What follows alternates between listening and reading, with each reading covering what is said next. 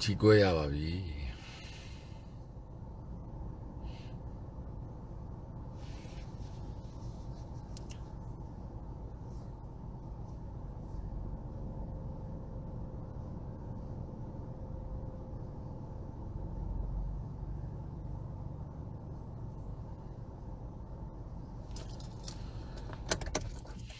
Temenelo. Hello, Lemelo name.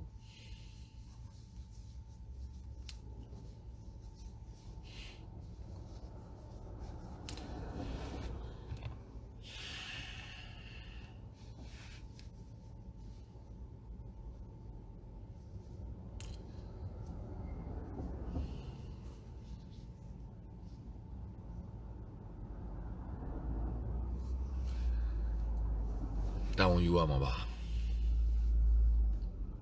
down you are my.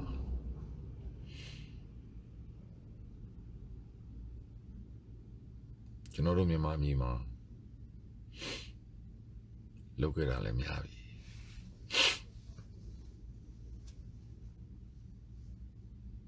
Yeah, me have of it. Down you are my.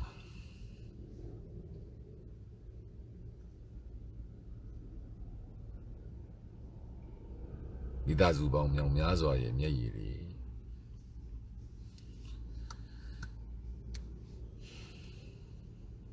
Nikona says she be. Nikona says she be.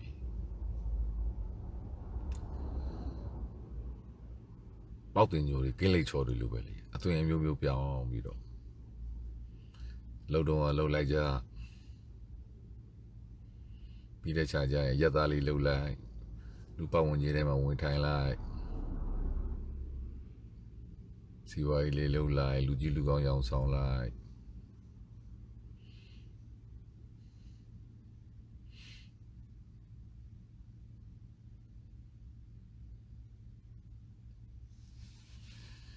Down you are my. Cho nó pure time the wall is watching ma.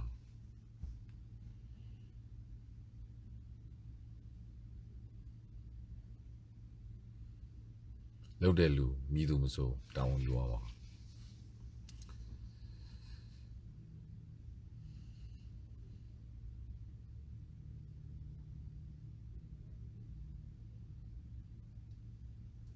Cho nó clean em ya, yeah nè.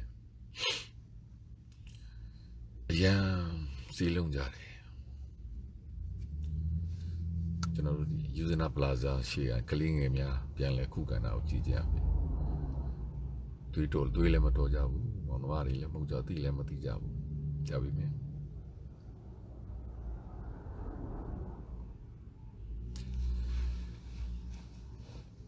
Belum biết down you are mẹ.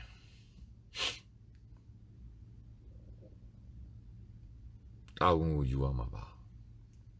You tên là màu you are mà.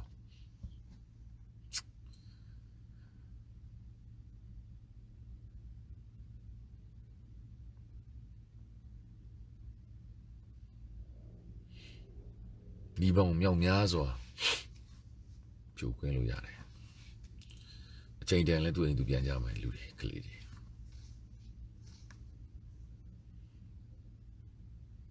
Biểu gì à, cái lông lên sham rồi. Rồi, cô clear đi về cô biểu mẹ. Lisa đấy. Tại vì vào đây lưu đi à, tôi giờ công đi về. Cho nó rút tay đó, lưu bóng, toa gì này, cho nó rút tay đó lưu bóng rồi. Tôi giờ công đi về. Cho nó rút miếng mát tầm mai mà, mò con thùng mẹ, tôi giờ công đi về.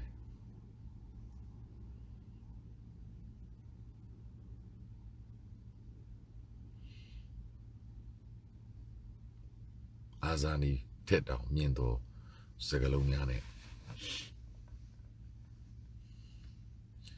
Cho nó lưu trên này tay đó lưu bóng của nhà bị sôi. Cái lúc tôi giờ công clean em nhà bị bà nhà của. Ya tapan, nenga no wa juya ma. Tu gong biu ame. စာပွဲလိုဟာမျိုးပွဲတွေပေးရမယ်ရာသက်ပံကျွန်တော်တို့လာဇာတွေထောက်ပံ့ပေးမယ်နိုင်ငံမှာအထူးအခွင့်အရေးတွေပေးရမယ်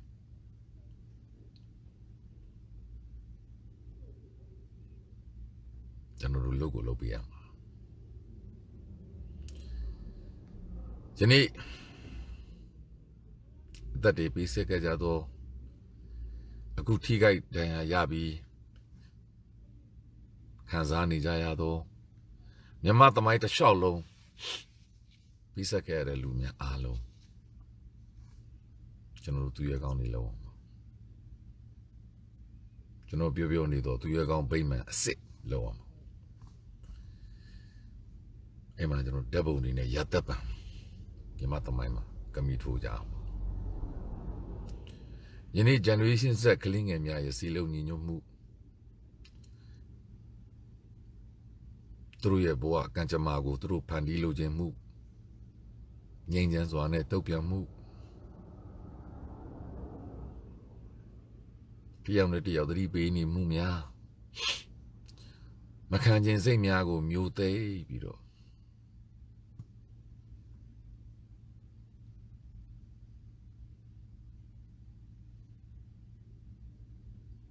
ဒီလောက်သွေးရဲတဲ့ခင်းငယ်များကျွန်တော်တခါမှမတွေ့ဘူးကဘာမှလည်းမတွေ့ဘူး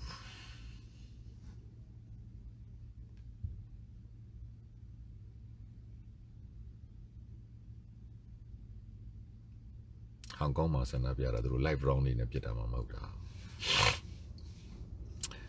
အဲ့တော့ကျွန်တော်ပြောချင်တာကပေးဆက်ရမယ်ဆိုတာကတာဝန်ယူရမှာကိုပြောတာတာဝန်ယူရမယ်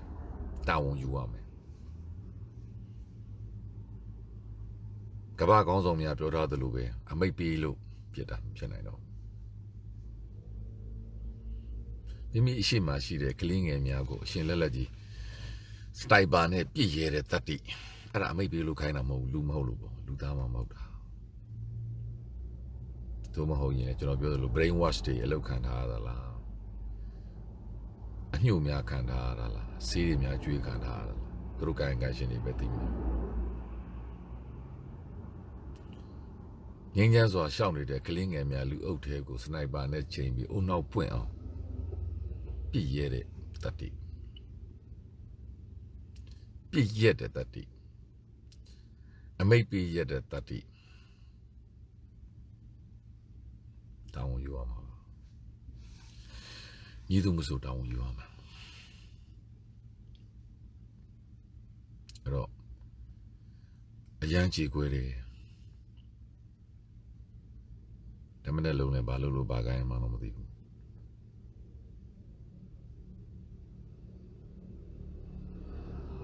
ပြောချင်တာကကျွန်တော်တို့လုံးစရာရှိတာကျွန်တော်တို့ဆက်လုပ်မယ်ကျွန်တော်တို့မြစ်တာကမ်ပိန်းဆက်လုပ်မယ်ကျွန်တော်တို့ဆက်သွားမယ်ကျွန်တော်တို့အသက်တွေနဲ့ယင်ပြီးကျွန်တော်တို့ကိုကာကွယ်သွားတော့ကျွန်တော်တို့ပြည်သူများရဲ့ဆန္ဒများကိုအသက်ယင်ပြီးပေးသွားတော့ကျွန်တော်တို့သူရဲကောင်းကလေးငယ်များအတွက်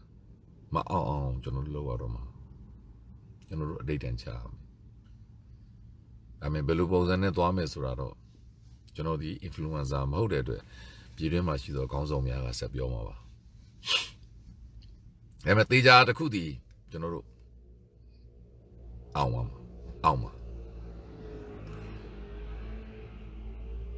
အဲ့တော့သူတို့ကိစ္စတဲ့ကိုယ်ကိစ္စပဲကိုပြောကြတာကောင်းပါတယ်ယနေ့ကလေးငယ်များအရန်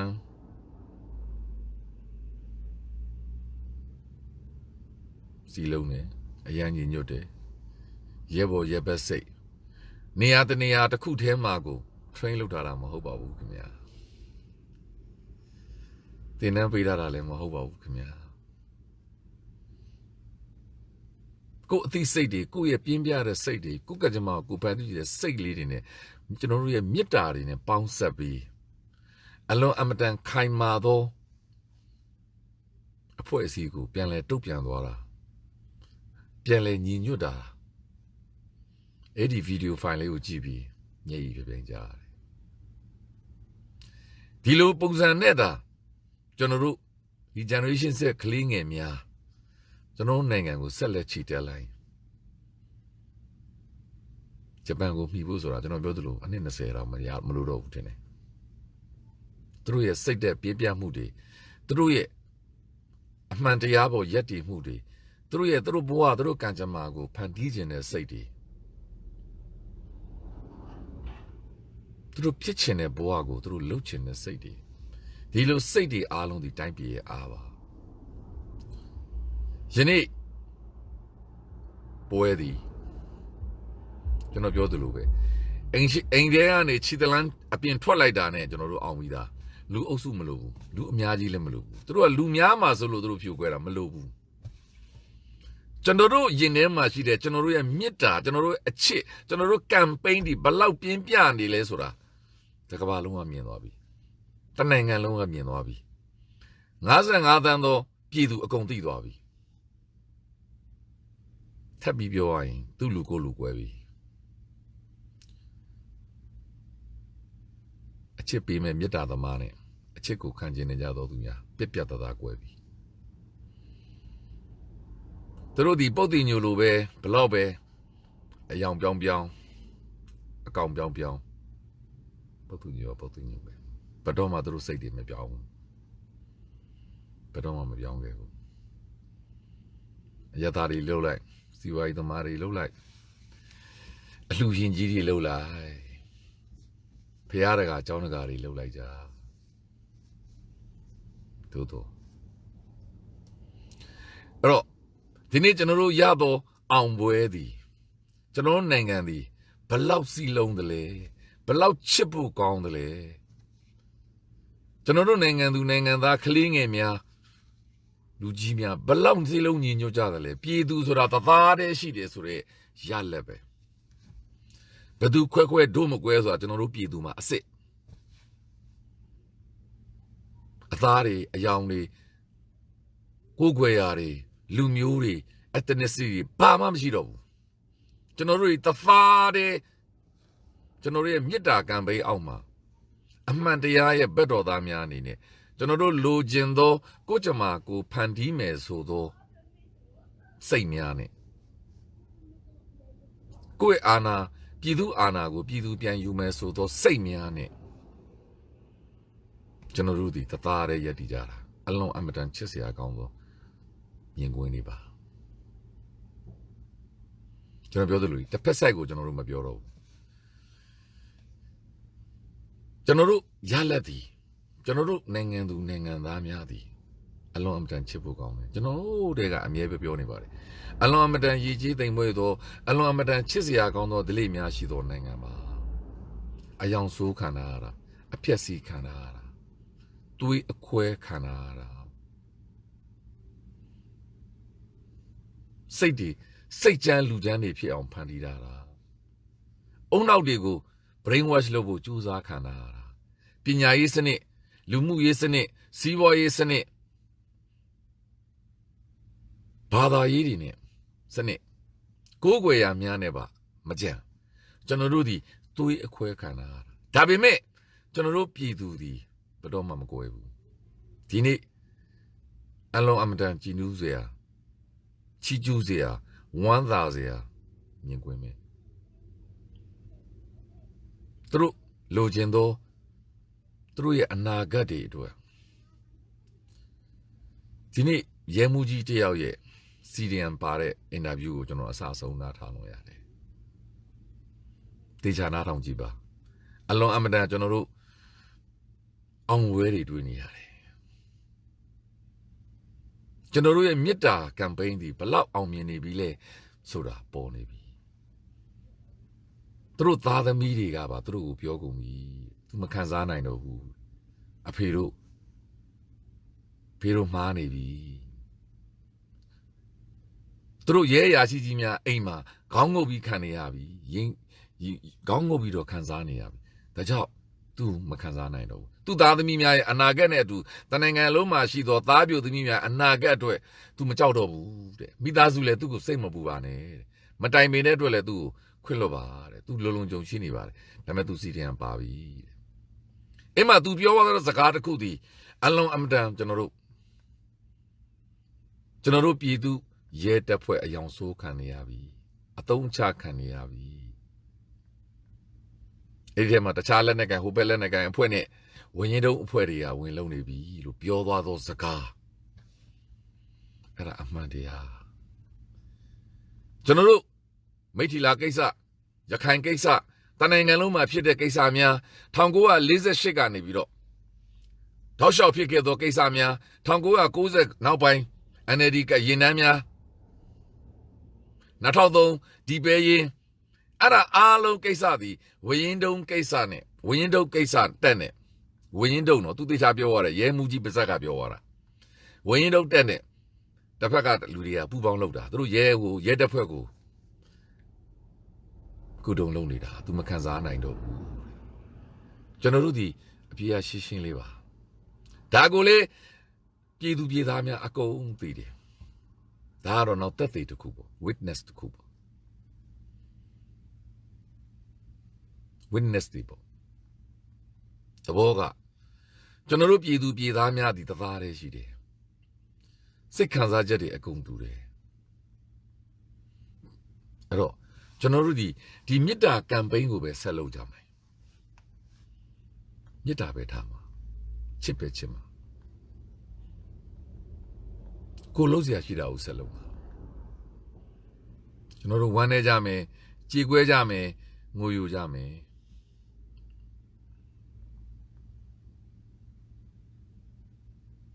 General Yoshuneni. Tamara Juba and Joe Lube. This nation will be shining again. This nation will be happy again. Piama ba. Pigo Piama. Papulule. Dane Chene. Tathi Atauta. You know, a witness. Witness. Tathi Atauta. Data. A champion move, terrorism. Bemamam Jido. General Landa Madana Lecodo, daughter the Toram Mayabu. Piduria Tobinia. Mayanabu. Athalubinia. General Nangama, General Piduria, Athalubi double Nitimida. Mediari, along Amtanta Wujide. Citizen journalist, along Amtanta Wujide. Now, Nay Mashido Pidu Pidamia, alone Amtanta Wujide. Tade counted 30 Tauta, Bemamapu. A champabuma, a champamu, a sit. Terrorism. Edo, Dilau Gigi Mama Shishi Lilingi, 30 Tautamia at a guapini, a champamu jigo ma. Gawajiga. Titini name Bamla. Edo, Piala Baba. Piala. Janarudi. Through Lara Malada, the cookies Akuluma. Georginaga Midaka may be Salome. Mita never sent him. Mita never general Chinima. Chima. Chinime. A chitty baby in me. Yitari baby in me. General Mita Tea out there to it. Yamuji. Palawabi. Yamuji Biora through Tema la Paginelu, Miashini Babi. Chidong Charo, Chenijabi. General a man, teacher, nature, alone. The Labado, Sigan Shido, Neyedo, Temyedo, Kling and Miaye, Sanda Potumuru TV. The religion Guenijabi. That's all. Naima. Naima. So, looking at the body, say Amangane, say Machone. One way Puswe Moody, Chique Moody, Tanta Moody, or no lower mabe. One as a go, Chiqueziadi, Dodo, General Naima.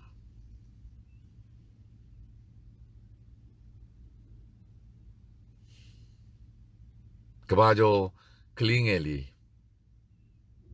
2 than a Yimiro, ဆိုင်ပုံထောင်သွားတာ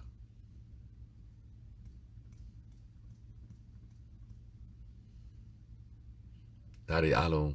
ကိုကမှုတွေဖြစ်လာမှာပါဆိုလိုချင်တာကကျွန်တော်တို့ဒီ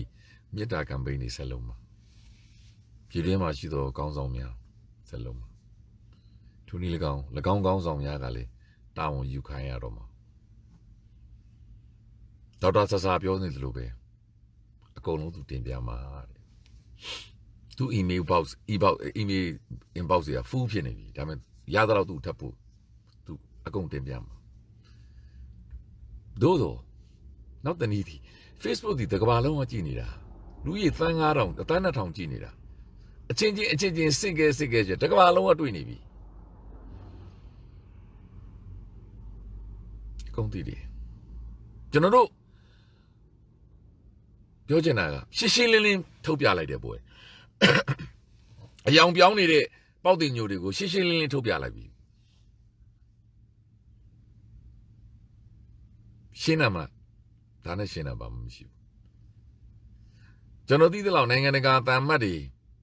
CDM ပါရင်ဆိုတဲ့သဘောဒီ CRPH အစိုးရကိုသစ္စာခံလိုက်ရင်နိုင်ငံတနိုင်ငံတာတမတ်ခန့်အချင်းအခမ်းအနားတွေလုပ်ရတယ်ဆိုတဲ့သဘောဒီ UK သံမှတ်ကြီးက CRPH ကိုထောက်ခံလိုက်တယ်ဆိုရင်ဘယ်သူမှစားထုတ်လို့မရဘူး UK အစိုးရကအသိမှတ်ပြုလိုက်ရင်သူတို့ပို့မယ်နောက်တန်အမတ်ကို UK နိုင်ငံကဗီဇာမပေးဘူးအသိမှတ်ပြုဘယ်လို့မှလာလို့မရဘူးဒါမျိုးနီးလန်းတွေနဲ့နိုင်ငံတကာတန်ယုံများကလည်း CDM လုပ်စေချင်ပါတယ်ကျွန်တော်တို့ဒီအမှားနဲ့အမှန်ဓမ္မနဲ့အဓမ္မအဲ့ဒါနဲ့ပို့ဆိုတာကအကြမ်းဖက်မှုနိုင်ငံတကာမှာနေကြတော့တန်တမန်ကြီးများအကုန်သိပါတယ် terrorism ဆိုတာပါလဲဆိုတာဒါအကြမ်းဖက်မှုပါcivilian လို့ခေါ်တော့လက်နက်မဲ့ကျောင်းသားတွေဆရာဝန်တွေဂျူဒီကုတ်ကြီးတွေနဲ့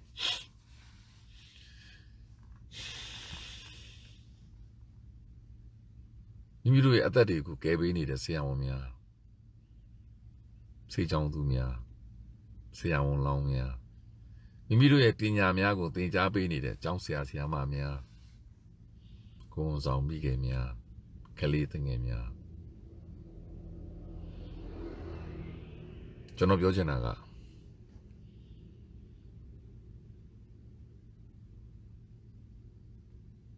အောင်ဝဲတစ်ခုကိုနီးလာပြီဆိုရင်မှန်တဲ့လူကမှန်တဲ့မှန်လာပြီမှားတဲ့လူကမှားတဲ့မှားသွားတာသူ့အမှားလုံးမှာဒါအောင်ဝဲတစ်ခုရဲ့တအန်ပေါ့တအန်နီးလာလေအောင်မဲ့လူပဲကသူ့အော်တိုမက်တစ်အောင်ပြီကိုလုံးစရာမလုပ်ပဲနဲ့မှားတဲ့လူကသူ့အမှားလုပ်ပြီးကိုအောင်လုပ်ပေးမှာ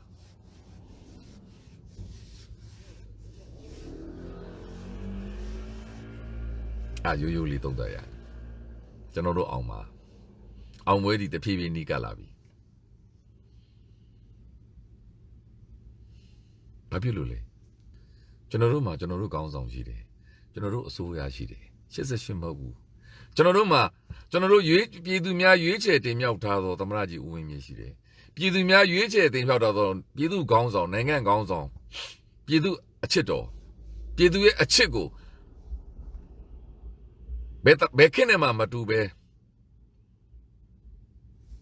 အပြည့်အဝရထားသောနိုင်ငံကောင်းဆောင်ထပ်ပြောလိုက်အောင်မယ်ဒီနေ့တော့ပြောသိပြီထင်တယ်ကျွန်တော်ကတော့ကမ္ဘာပြည်သူရဲ့အချစ်ကိုလည်းရထားတယ်ကမ္ဘာကောင်းဆောင်တွေရဲ့အချစ်ကိုလည်းရထားတယ်အလကားဆိုင်လန့်လုပ်ထားတာမဟုတ်ဘူးကမ္ဘာခေါင်းဆောင်များရဲ့အချစ်ကိုရထားတယ်ကမ္ဘာပြည်သူများရဲ့လေးစားမှုကိုရထားပြီးသားအခုလို့ဒီနေ့လို့ဖြစ်ရမျိုးဖြစ်ပြလေပို့ပြီးဒေါ်ဆန်းစုကြည်ကိုကမ္ဘာခေါင်းဆောင်နဲ့ကမ္ဘာပြည်သူတွေကပို့ချစ်လေကျွန်တော်ပြောပြီးသားလေပွဲပြီးကန်ကြီးကိုယ့်ရဲ့လောက်ရက်တဲ့သူတို့လောက်ရက်ကကိုအမှတ်တွေရမစေမှာကိုအောင်စေမှာကိုပွဲပြီးစေမှာဘာဖြစ်လို့လဲ ဒါတဲ့ရှင်းတဲ့အဖြေမှမရှိတာဗျာသူကိုယ်တိုင်တော့တနတ်တဲ့အထောက်ခံထားတဲ့အချိန်မှာရခိုင်ကိစ္စသူ့မှာဘလို့တောင်းရှိမလို့သူကိုယ်တိုင်တော့တနတ်တဲ့ချိန်ခံထားရတာအဲ့ဒါအဖြေပဲလေ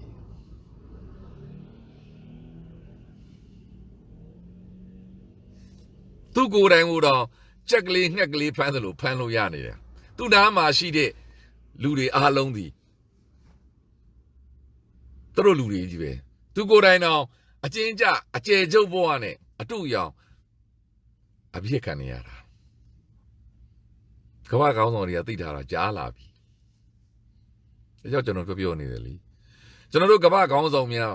မြန်မာနိုင်ငံကိုလာပြီးဒေါအောင်ဆန်းစုကြည်လာတွေ့သူတို့ဘာပြောလဲဘယ်သူသိလဲလို့ဘယ်သူကသတင်းထုတ်ပြန်လဲလို့ silence လုပ်ထားကြတာ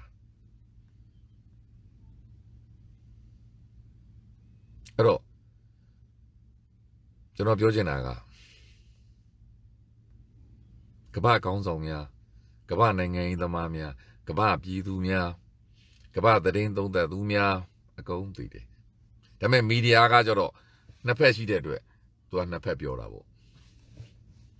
အမှားနဲ့အမှန်လျှို့ဝှက်ချက်နဲ့မလျှို့ဝှက်ချက်ဘာဖြစ်လို့လဲဆိုတော့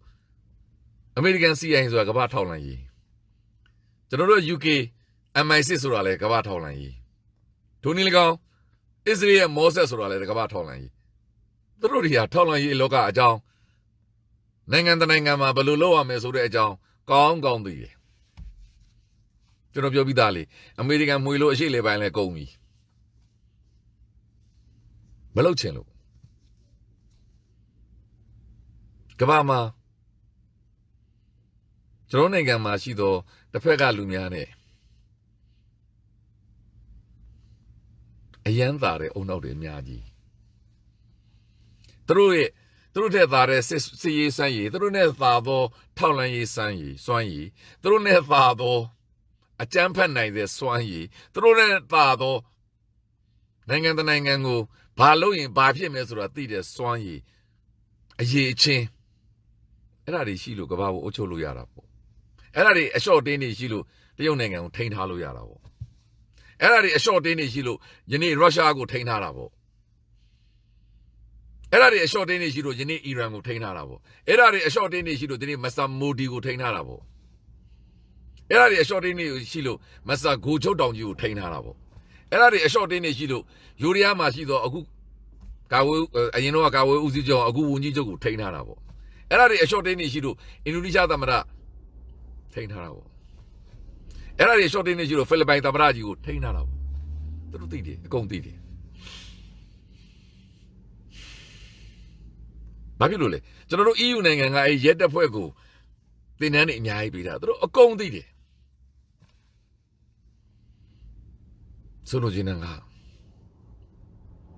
ဆိုလိုချင်တာကလူကြီးမင်းတို့သူတို့မသိစရာဘာမှမရှိဘူးဘာဖြစ်ရင်ဘာလုပ်မယ်ဘယ်ခလုံးနဲ့ရင်ဘာဖြစ်မယ်ဘယ်ဟာဆိုရင်ဘယ်ဟာရမယ်ဘယ်ဟာစရင်ဘာဖြစ်မလဲဒါပေမဲ့ကမ္ဘာဇက်ကုံမှာကျတော့ legitimacy နဲ့သွားတာဘာဖြစ်လို့ဆိုပွင့်လင်းသောလူအဖွဲ့အစည်းတာယာသောလူအဖွဲ့အစည်းဖြစ်သူ့နိုင်ငံပြည်သူတွေရှိတယ်သူ့နိုင်ငံမဲဆန္ဒရှင်တွေရှိနေတယ်ကျွန်တော်တို့လူမဲပေးတဲ့လူရှိနေတယ်အဲကြောင့်သူတို့ဒီဥပဒေသားတွေနေတော့အဲ့ဒီဥပဒေသားတွေကလည်းဘာလို့လဲသူတို့ပဲဆွဲထားတာကျွန်တော်ပြောသလို EU ဥပဒေသားတွေကျွန်တော် UK ထွက် UK ကပဲဆွဲထားတာ UN ဥပဒေဘယ်သူဆွဲထားလဲဒီအနောက်နိုင်ငံကပဲဆွဲတာတရုတ်လာဆွဲထားလားဒီဥပဒေရုရှားဆွဲထားလားကမ္ဘာအဖွဲ့အစည်းတွေမှာတရုတ်တို့ရုရှားတို့ဘယ်တော့ခေါင်းဆောင်ဖြစ်ဘူးလဲ WTO ဥပဒေတွေဘယ်သူဆွဲထားတာလဲဒီကလူတွေပဲဆွဲထားတာကမ္ဘာဘဏ်ဥပဒေဘယ်သူဆွဲတာဒီကလူပဲဆွဲထားတာ WHO ဥပဒေဘယ်သူဒီကပဲဆွဲထားတာ UN Security Council ဘယ်သူဒီကပဲဆွဲထားတာ UN လူခွင့်ရေးကောင်စီဒီကပဲဆွဲထားတယ်အခုလူတွေပြောပြီးအားကိုးကျင်နေတဲ့ ICC ICJ ဒီကဆွဲထားတာခင်ဗျတရုတ်ကလာဆွဲထားတာမဟုတ်ဘူးဂမ်ဘီယာကလာဆွဲထားတာမဟုတ်ဘူးဒါတွေအားလုံးဒီအသုံးချခံနေညင်အောင်ကြည့်ကြပါညင်အောင်ကြည့်ဒီ ICC ကိုဘာကြောင့်ဖွဲ့ထားသလဲ UN ကအဲ့ဒါကိုဖွဲ့ဖို့တဲ့ဘသူကဥဆောင်ထားသလဲညင်အောင်ကြည့်ကြပြောချင်တာကခေါင်းသားပြီးသား တို့ဆွဲရတဲ့ဥပဒေဘယ်နေရာမှာအားနည်းချက်ရှိတယ်ဘယ်နေရာမှာအားသာချက်ရှိတယ်တို့အကုန်သိတယ်ဒါကြောင့်ကျွန်တော်တို့ဒီ legitimacy way နဲ့အရင်သွားနေတာဒါကြောင့်ကျွန်တော်တို့ CRPH ကိုထောက်ခံရမှာဒါကြောင့်ဒေါက်တာဆာဆာတို့ကိုထောက်ခံရမှာယနေ့လက်ရှိဖြစ်နေသောပြည်သူရဲ့ mandate 2020ရွေးကောက်ပွဲရလဒ်ကိုလက်ကိုခံရမှာကျွန်တော်တို့မှာအလွန်အမတန်တန်ဖိုးရှိသော2020ပြည်သူရဲ့ mandate ရထားပြီးသားအဲ့ဒါကြောင့်ကျွန်တော်ပြောနေတယ်အတိလေးသေးလေးတွေနဲ့2008ကိုအဖြတ်စီးလိုက်ပါစစ်အာဏာရေးကြဆိုရမယ်2000အဲ့ဒါတွေမဟုတ်ဘူးအဲ့လောက်အတိနဲ့ဒီတိုက်ပွဲတိုက်လို့မရဘူးကျွန်တော်တို့ဒီ2020ရွေးကောက်ပွဲရလက် mandate ဒီကျွန်တော်တို့ရဲ့အဓိက main ဒါနဲ့ကျွန်တော်တို့ကသွားမှာမဲတက်ပေးစရာဘာမှကြောင်းကျွန်တော်ပြည်သူတွေပေးထားပြီတရားဝင်မှုပြီးတော့လက်ရှိဖွဲ့စည်းပုံအခြေခံဥပဒေကလက်ရှိတရားဝင်သမ္မတလက်ရှိနိုင်ငံတော်အတိုင်ပင်ခံပုဂ္ဂိုလ်လက်ရှိပါတီဥက္ကဋ္ဌအဲ့ဒီပါတီကလည်းအနိုင်ရပြက်ပြက်သားသားအနိုင်ရပါတီရဲ့ဥက္ကဋ္ဌခေါင်းဆောင်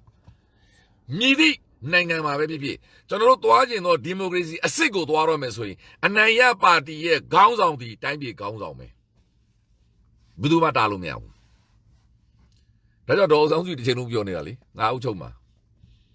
သမ္မတပေးမလို့လေသမ္မတဒီငါအောင်မှာပဲရှိမှာအပြတ်ပြောထားပြီးသားအမှန်ပဲလေဒီစကားဘာဖြစ်လို့လဲအနိုင်ရပါတီရဲ့ခေါင်းဆောင်ဟာတိုင်းပြည်ခေါင်းဆောင်ခင်ဗျာကျွန်တော်တို့သွားနေသောကျွန်တော်တို့လိုချင်သောသာယာသောလူပောင်ကိုသွားမယ်ဆိုရင်ဒီမိုကရေစီအစစ်ကိုသွားမယ်ဆိုရင်ဟိုမရောက်ဒီမရောက်ဒီမိုကရေစီအတုတွေကိုကျွန်တော်ပြောနေတာမဟုတ်ဘူးမြင်အောင်ကြည့်ဒေါ်အောင်ဆန်းစုကြည်တိုင်းပြည်ခေါင်းဆောင်အတိုင်းပင်ကန်ဆိုတော့မေ့ထားလိုက်ဒါတို့ညစ်ပတ်ထားလို့ယူလို့မရတာအနိုင်ရပါတီခင်ဗျာဒီမိုကရေစီစနစ်ကိုသွားမယ်ဆိုရင်ပြည်သူရဲ့မဲကိုယုံကြည်ပြီးပြည်သူကမဲပေးထားသောပါတီကြီးတစ်ခုအစိုးရဖွဲ့နိုင်သောပါတီကြီးတစ်ခုရဲ့ခေါင်းဆောင်ဒီအတိုင်းပြည်ခေါင်းဆောင်ပဲ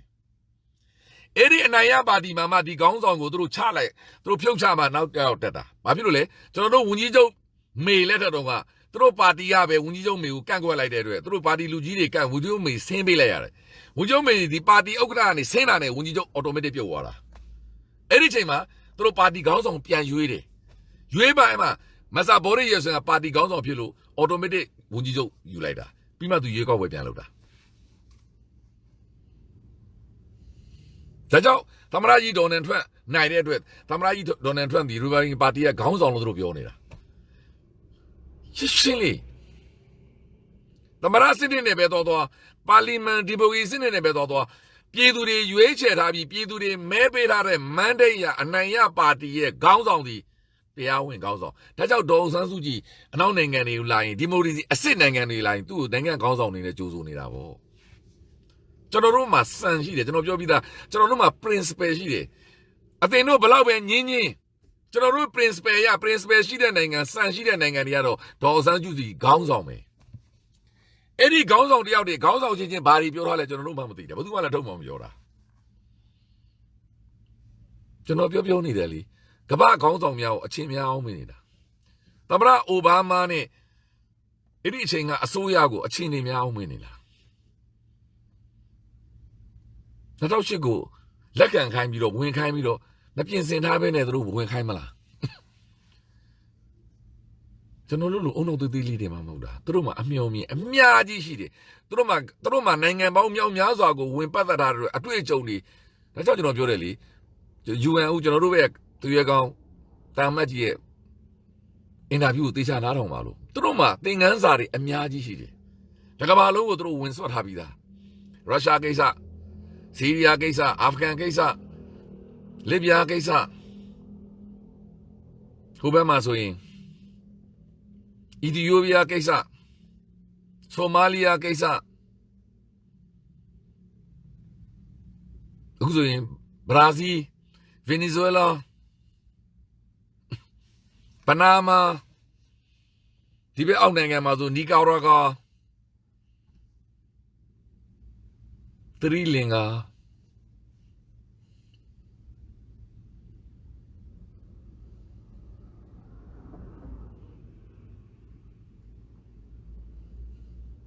အဲ့တော့သူတို့အကုန်သိတယ်ဒါကြောင့်ကျွန်တော်ပြောတယ်လေတစ်ဖက်ကသွားမဲ့ roadmap နဲ့ကျွန်တော်တို့ကဘာရဲ့ roadmap နဲ့ဥပြိုင်မှာ ကမ္ဘာခေါင်းဆောင်များရဲ့ roadmap နဲ့ပြိုင်မယ်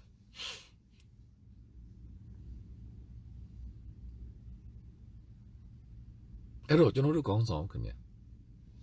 ပြည်သူခေါင်းဆောင်အဲ့ဒါကိုနီပေါ်နီပိန်းနေဆိုပြီးတော့အပုတ်ချနေကြတာ discredit လုပ်နေတာအဲ့ဒါကိုလေအဲ့တစ်ဖက်ကလူတွေအပုတ်ချနေတာကိုလေတစ်ဖက်ကဝမ်းသာအောင်ဒီဘက်ကဘက်တော်သားများတွေကရောရောင်ပြီးအပုတ်ချပေးနေကြတာဘာဖြစ်လို့လဲဒီမိုကရေစီနိုင်ငံမှာနေပြီးဒီမိုကရေစီရဲ့စံဖြစ်တဲ့ပြည်သူရွေးချယ်ထားတဲ့လူဒီခေါင်းဆောင်ဖြစ်တယ်အဲ့ဒီပြည်သူကရွေးချယ်ပြီးရင်ပြည်သူကကြိုက်မဲ့ကြိုက်ခေါင်းဆောင်သူလှုပ်ချင်တာလို့တော့ပြည်သူကချစ်နေရင်လက်ခံရမယ်ဆိုတဲ့အသည့်တရားကိုမရှိပဲအပုတ်ချနေကြတာပြည်သူတွေကိုနားရအောင်လုပ်နေတာအဲ့ဒီထဲမှာ activist အဆင့်လောက်ရှိတဲ့လူတွေကထင်ရလျှောက်ပြောနေကြတာဟိုလက်မှတ်လေးထိုးလိုက်ပါဦးဒီလက်မှတ်လေးထိုးလိုက်ပါဦး wrong လေးထိုးလိုက်ပါဦးပါသူတို့လုံးဝမပါတာသူတို့သိတဲ့အသည့်လေးကနည်းနည်းလေးရှိတာနိုင်ငံတကာကိုခေါင်းဆောင်လုပ်နေတဲ့ခေါင်းဆောင်အနိုင်ရပါတီတစ်ခုရဲ့ခေါင်းဆောင်သူတို့မှသိတာတွေအများကြီးဘာဖြစ်လို့လဲသူကကမ္ဘာခေါင်းဆောင်နေတဲ့ဓာတ်လိုက်စကားပြောနေတာကမ္ဘာခေါင်းဆောင်တွေကသူ့ကိုတကူးတကလာတွေ့ရတာသူကလည်းတကူးတကသွားတွေ့ထားတာ activist တွေကအနောက်နိုင်ငံမှာရှိတဲ့လွှတ်တော်အမတ်တွေချင်းကပ်ပြီးလွှတ်တော်အမတ်တွေကတစ်ဆင့်လောက်သိတာအဲ့လောက်ပဲသူတို့မြင်တာအဲ့ဒီလွှတ်တော်အမတ်တွေ activist တွေကလှုပ်ပေးလိုက်တာပဲသူတို့အထင်ကြီးနေတာသူတို့ကိုသူတို့တရားကပ္ပခေါင်းဆောင်ယူလေးပြည်သူခေါင်းဆောင် mandate ရတာပြည်သူရဲ့ mandate ရတာပြည်သူရဲ့ mandate ရထားတဲ့ပါတီအဲ့ဒါဘာနဲ့မှလဲလို့မရဘူးကဘာမှလည်းဘယ်မှာမှလဲလို့မရဘူးကျွန်တော်ပြောနေတာပဲလေ Brexit ကထွက်တယ်ဘာမှမကွာဘူး point 1% ပဲကွာလားဒါပေမဲ့ပြောပြီးသားအဲ့ဒီချိန်မှာ labor အတိုက်ခံသူကိုယ်တိုင်မထွက်တဲ့လူတော်ပြောတာလက်မခံဘူးထွက်ရမှာဘာဖြစ်လဲပြည်သူအများစုမဲနဲ့စန္ဒခံယူထားပြီးတမဲပဲကွာလက်ခံရမှာအဲ့ဒီချိန်မှာပြည်သူကိုမထွက်အောင်သူတို့စီးယုံတာပဲပြည်သူကထွက်တဲ့ဘက်အများသွားတာနှစ်ဖက်လုံးကစီးယုံတာအဲ့ဒီချိန်မှာရွေးကောက်ပွဲလုပ်ပေးခဲ့တဲ့မစ္စတာဒေးဗစ်ကွင်ဘရွန်ကိုယ်တိုင်ကမထွက်တဲ့ဘက်ကသူစီးယုံတာ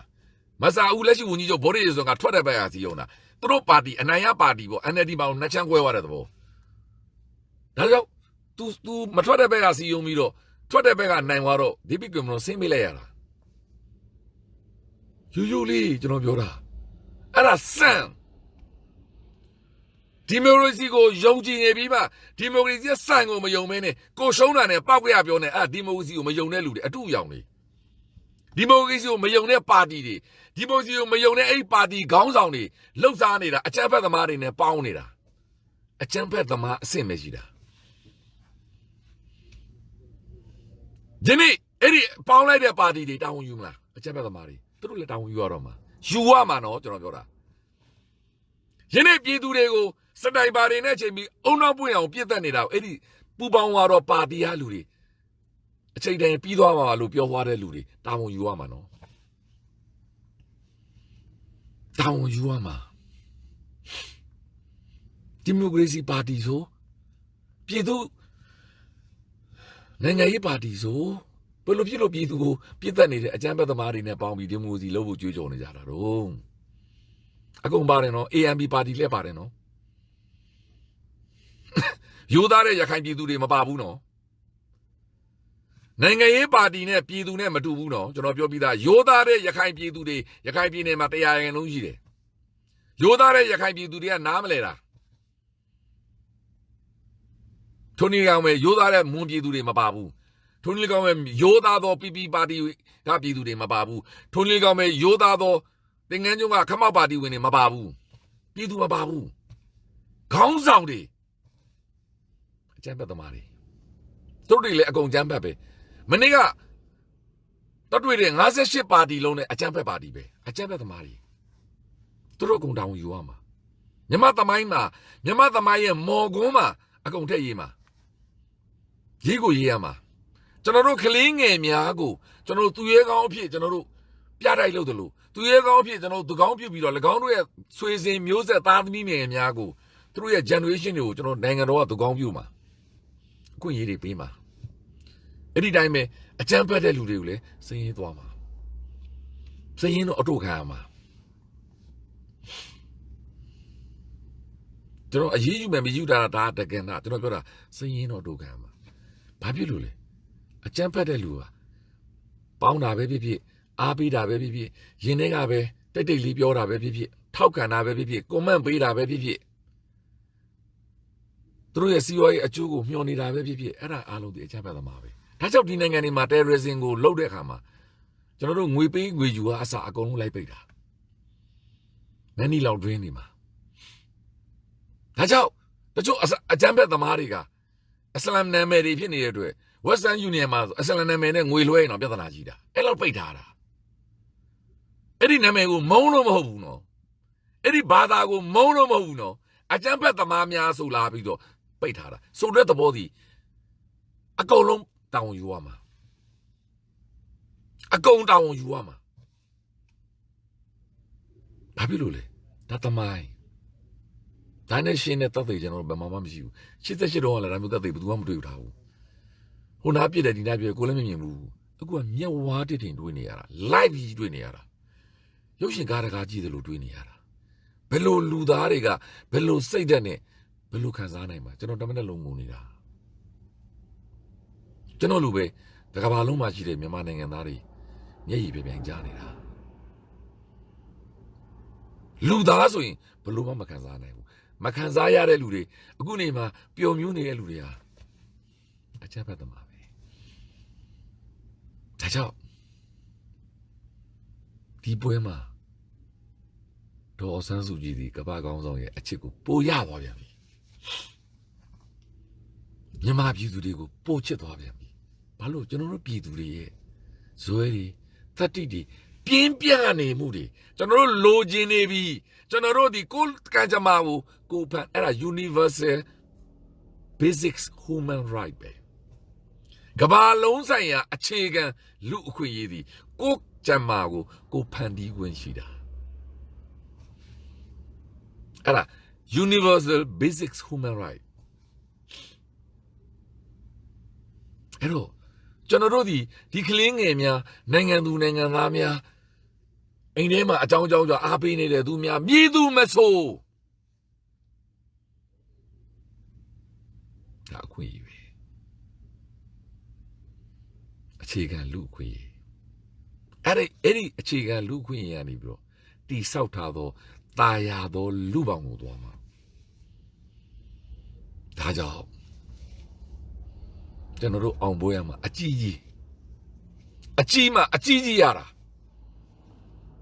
ကျွန်တော်ပြောပြီးသားလေအနောက်နိုင်ငံဆိုတာ transparency နိုင်ငံအနောက်နိုင်ငံဆိုတာ witness တွေယူတာဒါကြောင့်မသွားပါနဲ့နီးမျိုးစုံနဲ့ကျွန်တော်တို့တောင်းပန်နေတာမလုပ်ပါနဲ့နီးမျိုးစုံနဲ့တောင်းပန်နေတာပြည်သူတွေလွတ်လပ်စွာဆန္ဒဖော်ထုတ်ပါစီအကြမ်းမဖက်ကြပါနဲ့ no violence သမ္မတကြီးဒေါ်နယ်ထရမ့်တစ်ချိန်လုံးပြောနေ no violence အဲ့တော့ပြောချင်တာကမ္ဘာကောင်းဆောင်များလဲပြောပါလိမ့်မယ်မကြခင်ပြောမှာပါဘယ်သူမှမခံစားနိုင်ပါဘူးဒါကြောင့်ကျွန်တော်ပြောချင်တာဒီနေ့ကျွန်တော်အဓိကပေးချင်တဲ့ message ဒီကျွန်တော်တို့ခေါင်းဆောင်ကိုကျွန်တော်တို့ရအောင်ပြန်ယူမယ်ကျွန်တော်တို့အစိုးရကိုကျွန်တော်တို့ရအောင်ပြန်တောင်းမယ်ပြီးတော့ကျွန်တော်တို့အဲ့ဒီတာယာသောစနစ်အောက်မှာကျွန်တော်တို့ရဲ့အကွဲပြားတွေညှိနှိုင်းယူမယ်ဆွေးနွေးယူမယ်နိုင်ငံရေးနည်းနဲ့သွားမှာ dialogue နဲ့သွားမှာဒါပေမဲ့ယနေ့ကျွန်တော်တို့နိုင်ငံမှာရှိသောကျွန်တော်တို့ပြည်သူပြည်သားများသည်တသားတဲ့တသွေးတဲ့ရှိတယ်ဆိုတာကျွန်တော်တို့ဘက်ကအောင်ပွဲနောက်အောင်ပွဲတစ်ခုသည်ဘန်းနိုင်နီးလာလေသူတို့မှားလေကိုအတွက် credit ရလေပဲကိုအောင်လေပဲအဲဒါကြောင့်ကျွန်တော်တို့ဒီဆက်လက်ပြီးတော့မေတ္တာကံပေးဆက်လုပ်ကြပါကိုအချစ်ကိုချစ်ပါသူတို့မစင်စားနဲ့ညစ်စရာစိတ်လည်းမထားနဲ့ကိုပူတယ်ကိုချစ်ချင်တဲ့လူကိုချစ်အချစ်မပေးချင်တဲ့လူမပေးနဲ့ကိုအချစ်ကိုလို့ကိုမေတ္တာကိုပေးကံပေးကိုဆက်လုပ်အစစ်တိုင်းမှာသူ step နဲ့သူအကုန်ဖြစ်သွားမှာ ဆင့်ပြီးတဆင့်သွားမှာကျွန်တော်တို့ဒီအောင်ကိုအောင်ရမယ်ကျွန်တော်တို့ယနေ့နိုင်ငံအတွက်အသက်ပေးသွားသောအာဇာနည်များကိုကျွန်တော်တို့တမိုင်းဝင်ဂုဏ်ပြုကြမယ်သူတို့ရဲ့မိသားစုများကိုနိုင်ငံတော်ကဂုဏ်ပြုမယ်နိုင်ငံကဂုဏ်ပြုမှာဒီရကောင်မြို့နယ်မှာအပြင်မှတ်တမ်းတင်မှာထိုနည်း၎င်းပဲအကျန်းဖက်သမားများကိုလည်းမှတ်တမ်းတင်မှာအကျန်းဖက်ပြတိုက်တွေလုံးမှာဟိုလိုကော့စ်ပြတိုက်တွေရှိပြီးသားပါကျန်တဲ့ကိစ္စကတော့ကိုလို့တဲ့ကိစ္စကိုတောင်းယူရမှာမိမိလုပ်ရဲ့မိမိ history မိမိသမိုင်းမိမိရေးရမှာဒါကြောင့်စိတ်တမ်းကြပါနဲ့ကျွန်တော်တို့ဒီအောင်ပွဲမှာနီးတဲ့နီးလာပြီဆိုတဲ့အကြောင်းကိုပြောကြလို့ရင်ကျွန်တော်လည်းဒီကုတ်ချုံမယ်ဘာလို့ကျွန်တော်မနေ့စိတ်ကိုထိန်ပြီးတော့ပြောနေရတာဘာဖြစ်လို့လဲကျွန်တော်ဟိုနေ့ကကျွန်တော်ကိုယ်တိုင်ပြောထားတယ် emotion မှာပါကြီးဒါကြောင့်ကျွန်တော်ခွင့်ပြုပါ